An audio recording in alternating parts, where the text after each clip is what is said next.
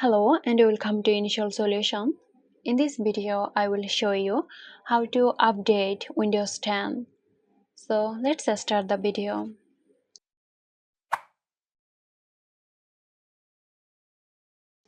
To update Windows 10, click the Start menu.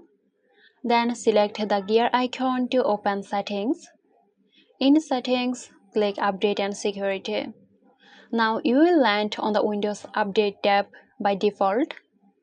If updates are available, download and install them by clicking here. You may be prompted to restart your device to complete the update process. So that's it. I hope this video helped you out.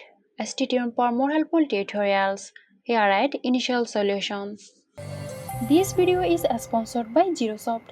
Zerosoft offers graphic design, UI UX design, digital marketing and web development. Elevate your brand with Zerosoft today. For more details, check the description box.